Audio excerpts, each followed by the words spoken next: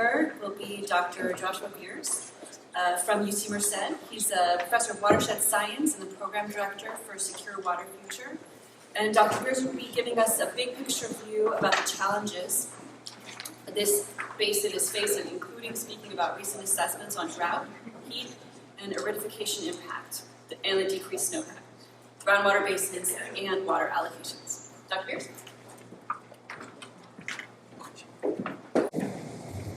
Good morning, everyone. How are you? It's great to be here. And thank you, Joaquin, for coming. It's great to see some familiar faces here and some brand new faces. Sometimes I'm in meetings where we're all in the same meetings. And now it's all Zoom meetings, and so everybody's in the same little boxes but rearranged. You're always trying to find who it is that you want to do your direct messaging with, right? So my name is Josh Viers, and I'm with the University of California, Merced, and I wear a lot of different hats. Hopefully I'm not going to explain all of them to you today, but I'm going to explain a few of them to you today, including our Secure Water Future program. You've heard a little bit about that.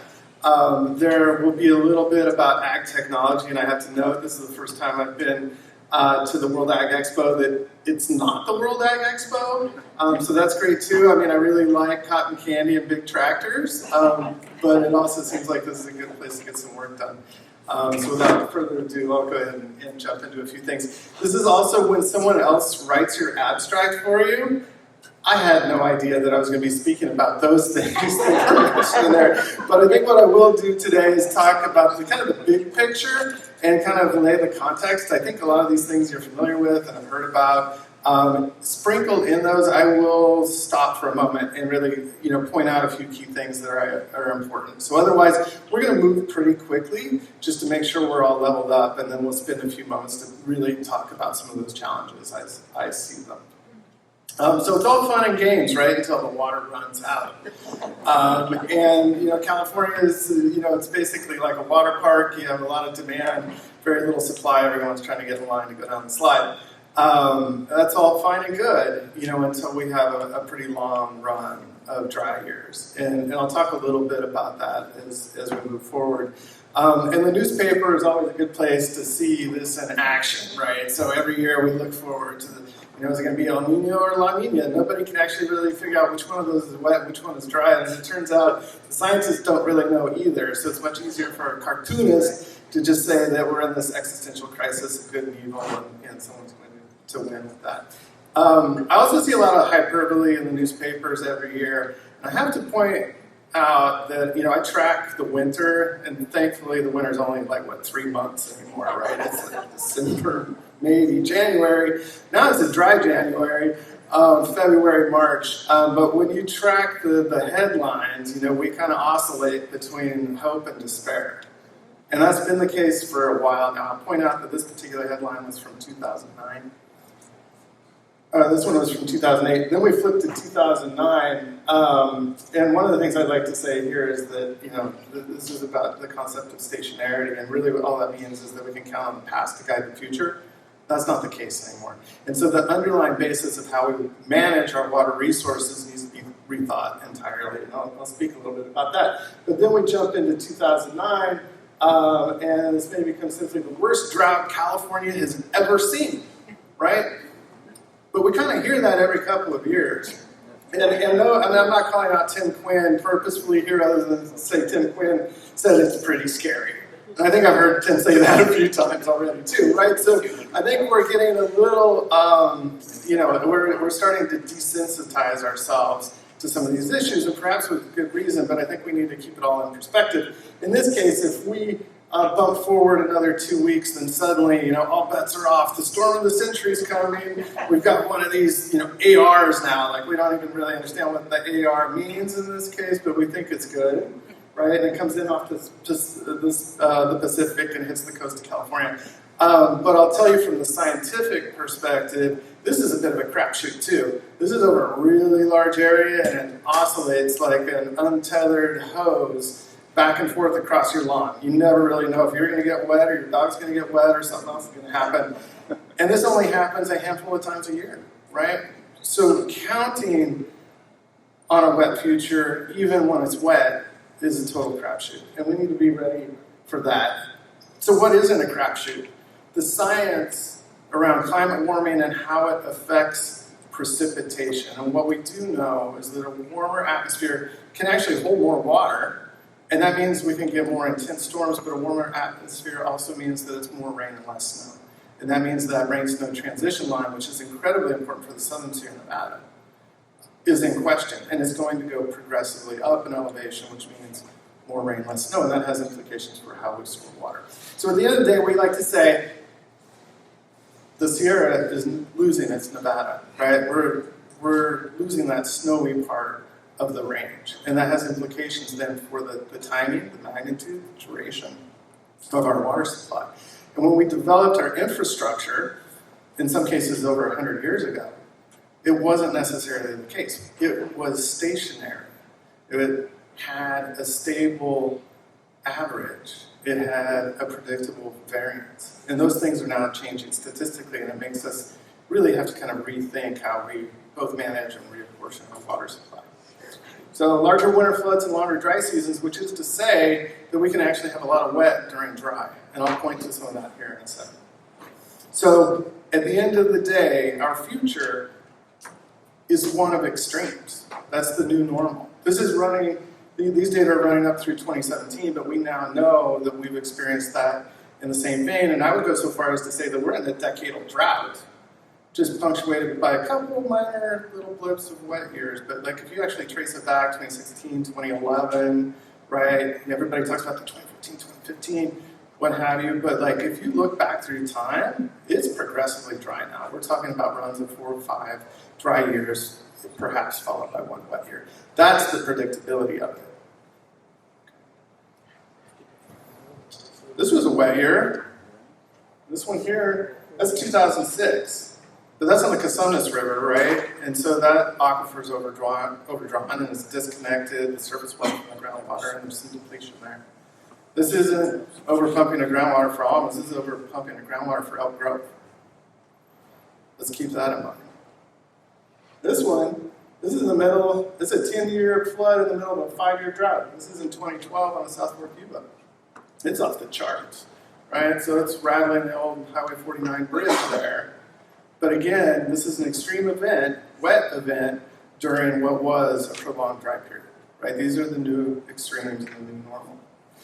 I'd like to point out that climate scientists often do their work in the corner and then hope people take notice of it because maybe we should actually do something about this. This paper we wrote about 10 years ago, and it looked at how, in this case, I'm not blaming the Department of Water Resources, but how we actually allocate water year types. Right, so when we pick senior water users and junior water users and how we allocate water is often based on whether it's a wet year or a dry year. Well, as it turns out, there's no normal year in all of this, right? You're always like, it's above normal, it's below normal. There's never been a normal year, and the reason being is that the index values, in fact, are partitioned across 5 different types: wet, above normal, below normal, dry, and critically dry. So by definition, there's no normal, but by definition, historically, it was to be a uniform distribution, which is to say that there's an equal probability of any given year of being one of those 5 types, tending towards dry. The reality is that the way that we break up those data relies on snowmelt runoff. And we know now that that runoff is shifting in its timing, and because we're indexing against a later period, it means that even if precipitation were the same, the index value is going to be lower, and therefore it's going to be defined drier. Winners and losers are implicated by this.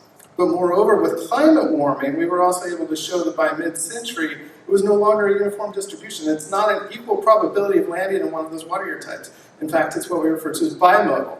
It's either extremely wet or it's extremely dry. And that's for the San Joaquin Basin and the Tulare Lake Basin, right? And by end of century, all bets are off because it's moving dry. Now, there's a lot more we could go into with this. Happy to unpack that, but really what I want to say is that it gives us a sense of water security that isn't really there. It's like, well, the probability is we're going to get wet here. From a water policy implementation standpoint, where this gets really confusing, is that each one of these basins doesn't always necessarily index to the DWR's index, which is to say a lot of these facilities define their own water year types. And as it turns out, their water year types, using the same precipitation and runoff actually can classify these water types entirely different. So things like environmental flows, hydropower schedules, deliveries to farmers, are all driven by a mismatch in I could probably mischaracterize it, but let's just say that there's very little uniformity in the way that we approach this problem. That's something that I think we can fix, and thankfully I think a decade later now DWR's beginning to address that. Some other big issues, we've talked about the Sustainable Groundwater Management Act and SGMA and the depletion of our local aquifers. That in and of itself is not surprising, right? Like I think we understand that. It's something that we've known now for some time. I mean, I think a lot of work's gone to show that, statewide we're depleting about 2 million acre feet a year and not putting it back, right? That there's 100 million acre feet overdrawn, that that's 25 Shastas that we'd be able to start paying back, right? So how do we go about that? How do we make the change? Well, part of that is the sociology that was mentioned previously, and I'll point to a study that Dr. Espinoza conducted. She's in the audience. I highly recommend that you talk to her about this, but this is an SMS text survey of residents of our underserved communities throughout the San Joaquin Valley and Tulare Lake Basin about their familiarity with SGMA. It was both in English and Spanish. In this case, it's about 200 respondents, so it's not huge, but it's representative. And as it turns out, the people that are probably most affected by this particular policy have no idea what it is, right? So we can do better. So it isn't a technological fix necessarily. There are some things that we need to figure out, but it's a socio-ecological fix that we really need. So we're in a dry spot, right? Like I think the thing about the San Joaquin Valley, and I often say a lot of people talk about it, not many of us actually live here. But we happen to know that it's pretty dry, and I think keeping a wary eye on the weather is something that everyone does, whether you're a grower or not. About 5 million acres of irrigated ag. It's irrigated. It's not rain-fed, right? And that means that water needs to come from somewhere, and as it turns out, the demand is actually much greater than the supply. And the map on the left actually shows precipitation across the state. I don't think people realize just how much wetter it is up on the north coast. Like, it's dreary wet, right? Like, we're talking about dripping from the redwoods wet. And it's much, much drier here. And so that requires that infrastructure, in fact, to move the water to a place of high demand. The choices that we make about the use of water become important. However, there are much larger things at work. Because if we take that 5 million acres of ag, and then we think about what the atmosphere is doing and what the atmosphere is actually doing under climate warming, it's actually pretty frightening to me as a scientist. And let me unpack that for a little bit. So on the bottom part of the graph, that's the annual total precipitation. On the left-hand part of the graph, that's the average annual total crop evapotranspiration. This is the amount of water then the plants, in this case irrigated agriculture, is using for its photosynthesis. Okay. And when we look at this graph, we see the different years and different colors for temperatures. So the redder it is, the warmer it is. And I want to point up there to the top is 2021. But if we think about how things are changing, we can look then for the years 1980 through 2011, and you can see that there's a relationship there. Okay. But when we look in the most recent decade and what that relationship is, it's bumped up entirely. And moreover, when we look to 2021, it's outside of anything that had been previously recorded. That's 2.5 inches of higher evapotranspirative demand, quenching the thirst of the atmosphere over 5 million acres. So 2.5 inches over 5 million acres is 1 million acre feet. That's one of our larger reservoirs that's now going directly into the atmosphere. Okay. There's some larger forces at work here, and thinking that more storage is somehow going to solve that is just a misdirection. Okay. We need to be thinking a little bit more holistically about how we're all going to work through this. You might wonder where 2022 is. This is work by Dr. Kelly Moyers. It's under review presently, and 2022 is plotted about right there, just on the edge.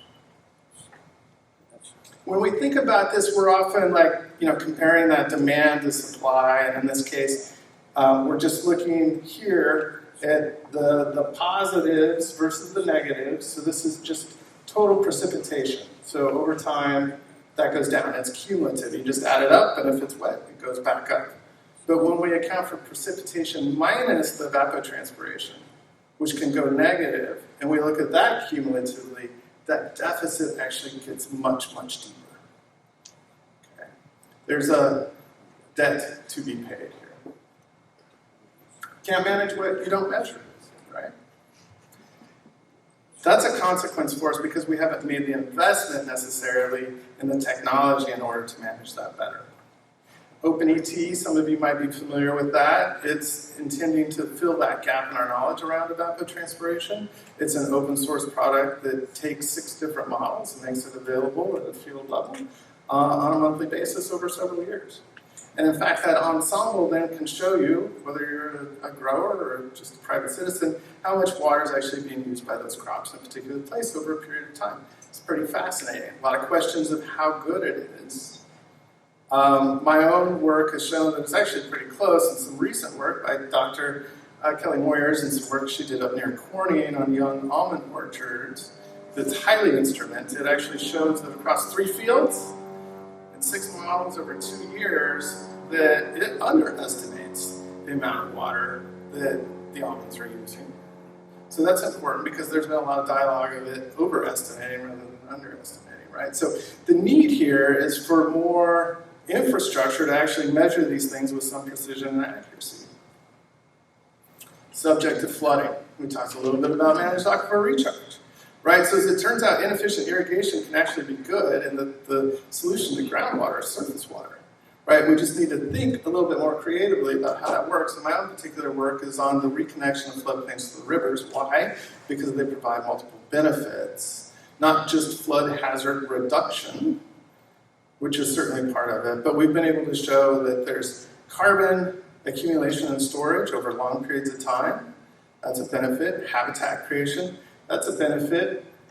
In this case, the test bed on the Cosumnes River, we were able to show that the dynamism of the flood regime, having more floods, reconnecting the floods to the floodplains themselves, also has benefit for those salmon that we were speaking to earlier, right? Not only are there more of them, higher survivorship, but they're obviously bigger than the ones that are just in the river themselves. And the bigger you are, the greater the likelihood that you'll survive out-migration, survive oceanic conditions, and come back to reproduce, right? It's the incubator that we've been missing, in part because we've levied all of our rivers and disconnected the floodplains from those floods.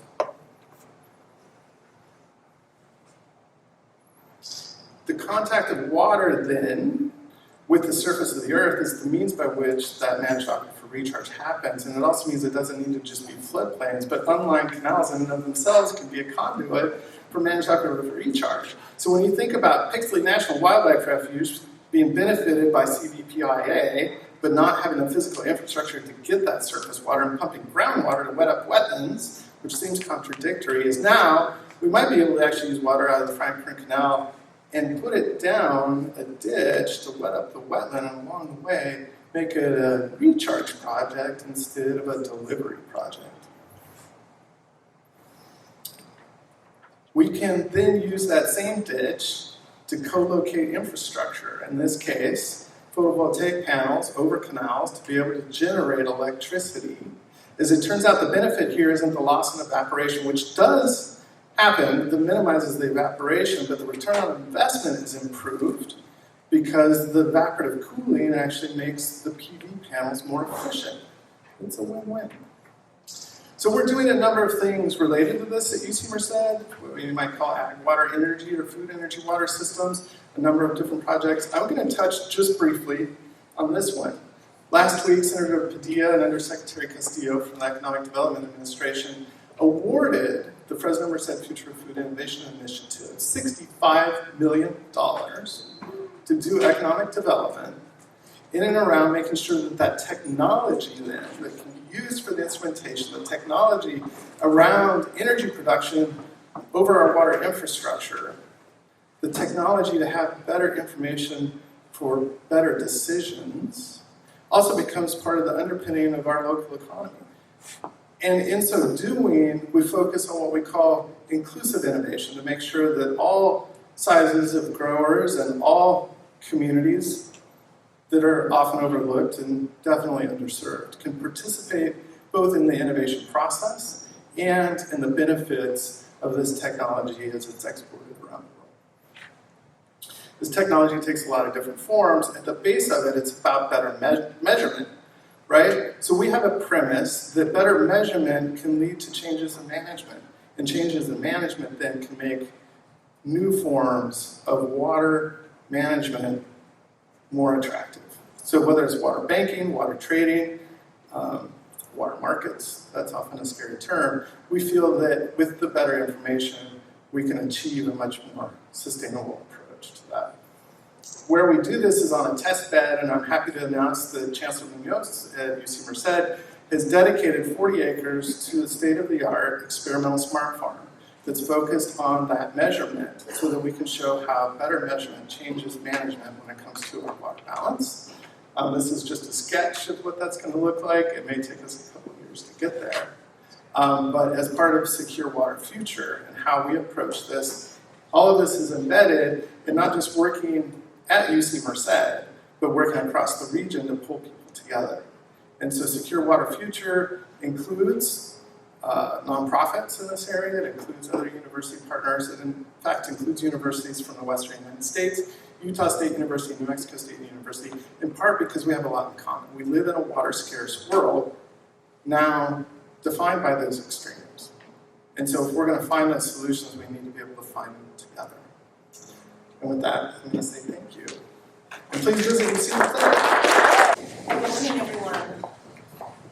So my name's Angie. I'm the Executive Officer of the Sierra Nevada Conservancy. Longtime employee, but new to the I guess I can't say that anymore. 4 years into the Executive Officer role.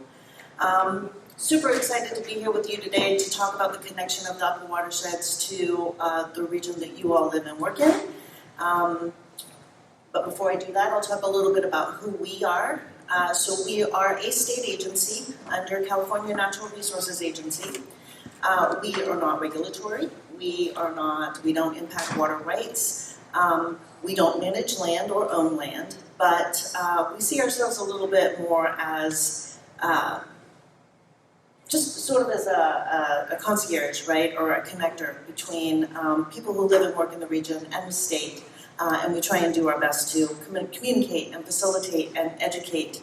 And we have grant funding that we can apply to projects up in the upper watersheds. And so that's a little bit about who we are. This is a little bit about what I'm going to talk about. I'll go through these things so we don't need to spend a lot of time on this slide. So why am I here today? I'm here today because I think, as you all know, your water comes from the upper watersheds, from the Sierra Nevada. So much of the water of the state of California comes from the Sierra Nevada and the region that the SNC serves. About 75% of the developed water supply for the state of California comes from the Sierra Nevada and the Cascades. Half of the surface water for the supplies for the San Joaquin Valley come from local headwaters. And the water that comes from the rivers of the Sierra Nevada plays a huge role in hydropower, and hydropower generation, which is important, again, to energy production, obviously, and the state of California.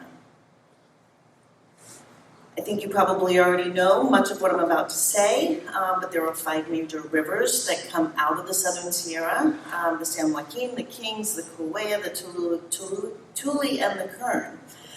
The headwaters of these rivers is primarily on federal public land in national forests and national parks. Ownership. And so therefore the conditions of these public lands is really, really important to how much water actually flows downhill, when that water is available, and what condition it's in when it gets there. So when I talk about the condition of public lands, I mean everything from the condition of the roads and the culverts and the meadows to how healthy and resilient forests are as we deal with the impacts of climate change, which we've heard a lot about here already this morning. So let's talk a little bit about these upstream neighbors. In the Southern Sierra and Tulare County, the primary upper watershed managers are the U.S. Forest Service, as I said, and the Sequoia and Kings Canyon National Parks. To the casual observer, they probably don't look too different. There are lots of trees, some meadows, maybe some trails on the lands that they own, but these agencies have really different origin stories and therefore very different mandates for how they actually operate on the landscape. The Forest Service is the land of many uses. They were established under the Department of the Interior of Agriculture for timber purposes and to protect the nation's water supply. They're also required to protect habitat and provide recreation opportunities. In addition to those things, they conduct research, they manage grazing, they manage wilderness and off-highway vehicle areas. So they really are a land of many uses. Consequently, the Forest Service has a number of management tools up its sleeve. They can use chainsaws and heavy machinery to manage to thin trees and remove fuels. They can use prescribed fire or goats. They can use managed wildfire to manage their lands. Although for any project they implement, they of course have to go through a NEPA process. The Park Service, a little less flexible. The Organic Act established the National Park Service as an agency within the Department of the Interior with the stated use of promoting the use of the national park lands while protecting them from impairment. So no timber, no off-highway vehicle use. Very strict regulations around grazing, but they can use prescribed fire and managed wildfire to manage their lands. As well, with the goal of sort of managing those lands as naturally as possible. In addition, I think it's also worth noting that in Tulare County, the Tule River Tribe manages almost the entirety of the Tule River watershed and has active forest management programs. Historically, as I'm sure you all know, the tribes manage land through frequent burning and other caretaking activities. But today, there is an increasing interest and a lot of support for better incorporating cultural burning practices and traditional ecological knowledge into current land management activities. So what do you think of when you think of a healthy forest or a forest in general? Most people think protected, pristine, untrammeled. And there's been a long general perception, I think, that once something is protected, we maybe don't need to worry so much about it. We don't think that's true. We don't think that's true at all. In reality, many of the forests and watersheds of the Sierra Nevada are really, really unhealthy. There are some very high-profile events, like tree mortality and catastrophic fires, two of which, the Castle Fire and the KMP complex fires, you probably all remember incredibly vividly. It's worth noting that both insect mortality and fire are natural disturbance events, so things that happen in the sort of the process of nature being nature. But what we're seeing now is that these things are happening at a scale and with a severity that's unprecedented. So how did we get here? What does that really look like? Historically, conifer forests burned at regular intervals, somewhere between every few years to several decades. And because fire is a natural part of the ecosystem and was happening regularly across the landscapes, when fire did burn, it burned at a lower severity, and it really did an important job of cleaning up forest litter and killing smaller trees, basically removing the ladder fuels. So as a result of that, forests of yesteryear looked really different than the forests look today. Somewhere in the late 1800s, there was a big burn, people got really scared, we started to see, think of fire as really bad, something that needed to be stopped immediately. It was perceived as dangerous, and there was smoke, and there was death, and there was loss of timber. And so, again, more fire suppression became our model, such that today, our forests are incredibly dense. They're much more uniform in terms of species and size. And they're dominated by conifer species that are not as resilient to fire as some of the species that dominated the landscape in the past. So what this means is that when fires do come along, they don't burn the way that they used to in healthy and beneficial ways. It's not. There are spots of healthy and beneficial burn in the footprint of a large-scale fire, but what we're seeing is a trend towards high severity and increased size, megafires, right? A new term, not over the last few years, right? As we've moved into seeing this change on the landscape. So the fires that are burning today are not bringing with them the beneficial attributes that come with a lower severity or moderate severity burn. Climate change plays a role in all of this. Warmer temperatures, extended droughts, they're making forests even more vulnerable to insects and wildfires, and therefore more vulnerable to these large-scale, highly impactful fires that we're seeing across the landscape now. So, what we have is a landscape today that looks nothing like it has ever looked like in the past. Tree mortality, especially here in Southern California, though increasingly we're hearing more science that we're going to be facing more tree mortality from the northern portion of the state because of the drought. It's killing large trees. Historically, those are the ones that survive the fires. So not only is there a lot of fuel in these overly dense forests, but the forests are connected in sort of in ways that we haven't seen before. And this is in turn translating into massive wildfires like the Creek, the Castle, the KMP complex. And I think, again, I've said it before, all of you really understand that these disturbance events have really hit the Southern Sierra especially hard.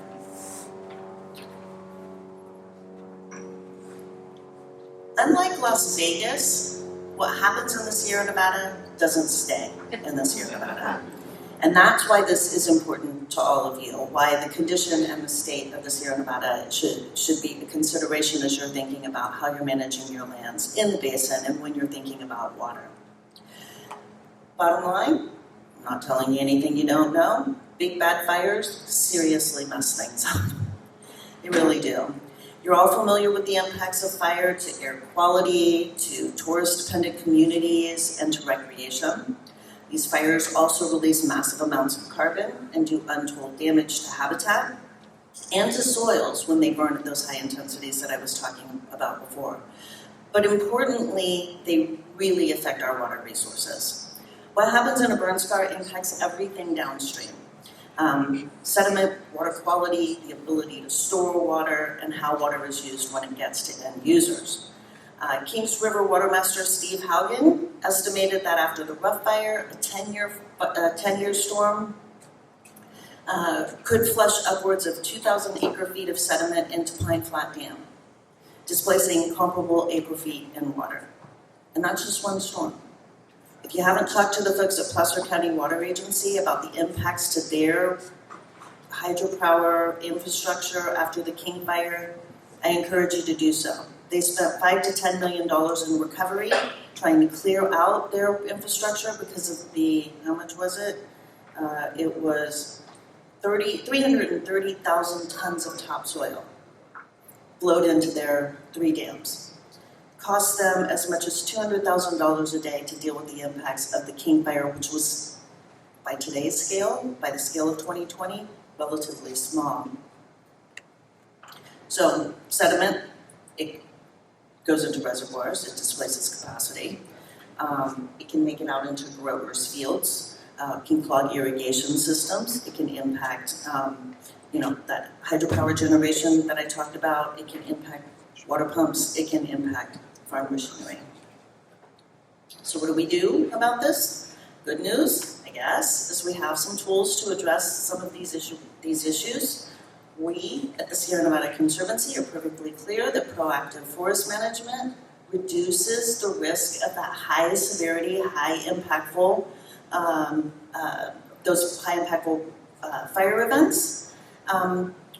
If you can go into a forest, an unhealthy forest, and you can reduce that tree density, you can remove that brush, you can sort of clear out that understory, You're going to improve forest health and resilience. You're going to allow the natural process of fire to be returned to the landscape in a way that is not devastating, but that is beneficial. There's also some evidence that restoration efforts like thinning can have positive impacts on water resources, potentially enhancing snowpack retention and in some situations increasing the amount of runoff, but I need to rely on the scientists to answer those questions for you. So what are we doing and how do we fit in? Our Keystone Initiative is the Watershed Improvement Program. We are trying to think holistically across the landscape about how to return resilience to the Sierra Nevada ecosystems and communities.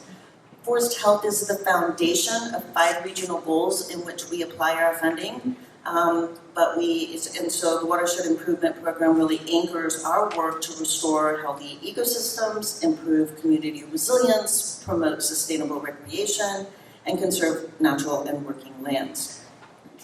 Again, that work can look like grants to partners, it can look like facilitating collaborations, it can look like capacity investment, it can look like educating legislators and decision makers about the sort of the whole system view, the connection between upper watersheds and lower watersheds, and the need to manage our forests for that resilience that we know is valuable.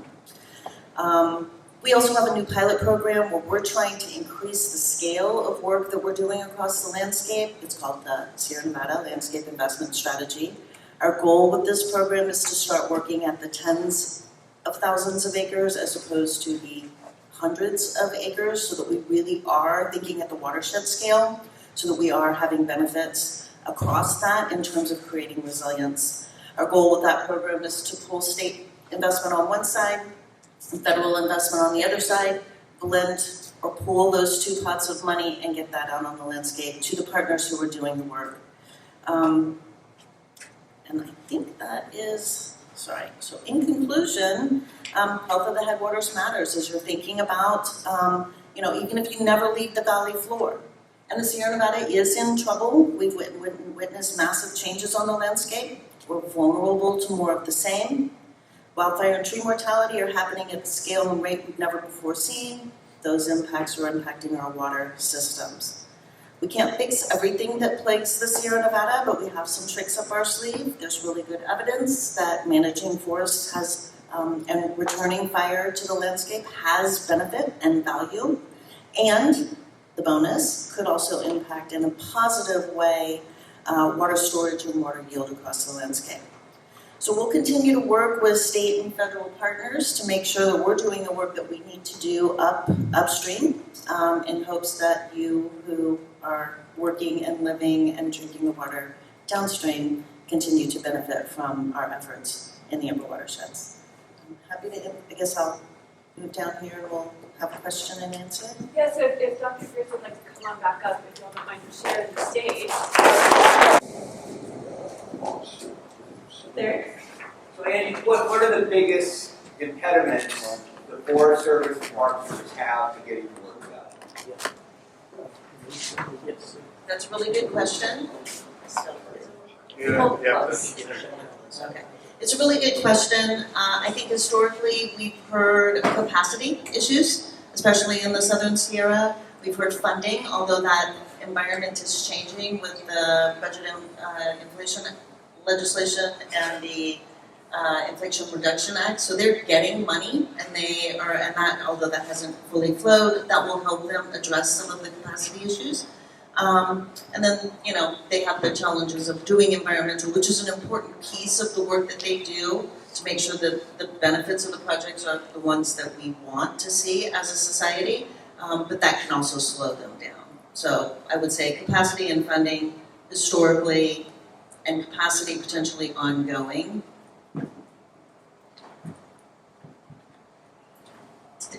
Other questions, either for Angie or for Dr. Viers? I know after hearing 2 really interesting talks like that, sometimes it's hard to think back. Go ahead. Hi, I'm Wendy Rash with the Natural Resources Conservation Service. A question in a similar vein for Josh.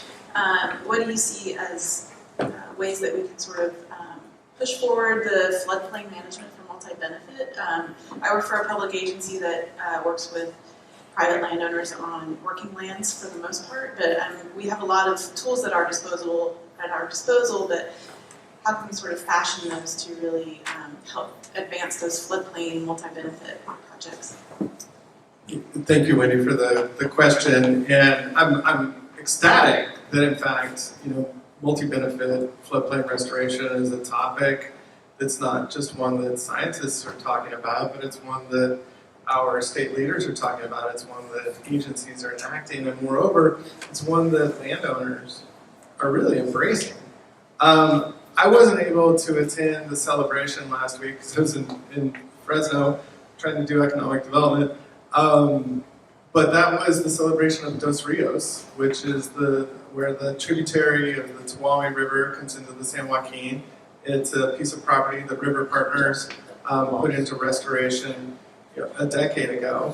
At the time, it was single species focused, but now we're able to both measure quantitatively and visually show what all of the different benefits are. So it isn't just about the riparian brush rabbit and creating bird habitat. It's also about the water quality benefits that come from that. It's about the recharge that happens. And I think being able to bring science to bear to show in a very quantitative way what those benefits are is convincing, and it helps with the intuition that many of the landowners understand.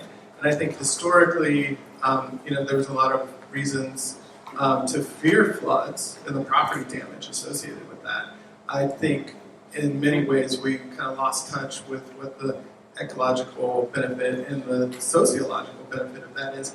Not that we don't want to keep cities and farms safe, but that we lost a critical piece of effectively of our hydrological system, and then that interface between terrestrial and aquatic. So what are some of the things that we can do? Thankfully, a lot of agencies have done the analysis to identify where they think these things can happen.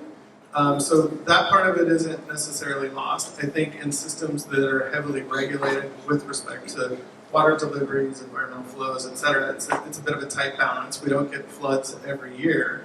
In the studies that we've done on the Cosumnes River, simple levee setbacks, as opposed to entire removals, have been able to show that even 500 acres that's reconnected, and this is in a place that, during a really big wet year is going to flood anyway, but by lowering that barrier, removing the barrier for the floodplain to be in contact with floodwaters at lower discharge values, actually increases the frequency of which they're flooding.